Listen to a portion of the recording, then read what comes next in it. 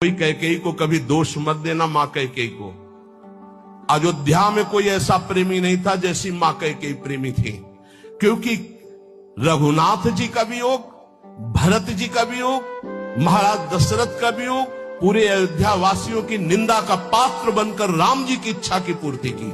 ये माता कैकेयी है, दूसरे में इतनी सामर्थ्य नहीं थी। माता कैकेयी जितना राम जी को प्यार करती थी, शायद है उतना कोई अवध में प्यार करता हो। भगवान श्री राम एकांत में माता कैकेयी से कहा, मां, मैंने पूरी अवध में देखा है कि आपसे ज्यादा मुझे कोई प्यार नहीं करता, और ये सामर्थ्य केवल अधिक प्यार करने वाले में ही होती है। तो आप मेरे लिए निंदा सहेंगे, मेरे लिए आप अपमान सहेंगे, मेरे लिए पुत्र वियोग, मेरे लिए पति वियोग, ये केवल आप ही सह सकती हैं। इतना त्याग आप कर सकती हैं, मुझे पता है, क्योंकि आप हृदय से बहुत बहादुर हैं। देवासुर संग्राम में साथ गई थी कैकेयी जी महाराज चक्रवर्ती सम्राट दशरथ के।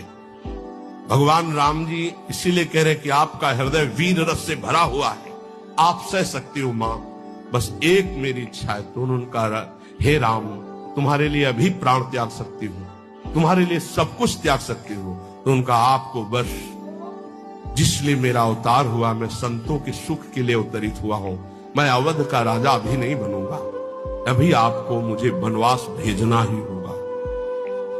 मां कैकेयी ने एकांतिक भगवान की आज्ञा का पालन किया, ये ध्यान रखना। कैकेयी जी का हृदय बहुत रघुनाथ जी के प्रेम में डूबा, ये कोई नहीं जानता। सर्वश्रेष्ठ प्रेम मां कैकेयी का, जिन्होंने अपना अपमान सहा, निंदा सहा, लेकिन राम जी की इच्छा की पूर्ति की। ये अंदर की बात कह रहा हूं। भरत जी ने कभी मां नहीं कहा।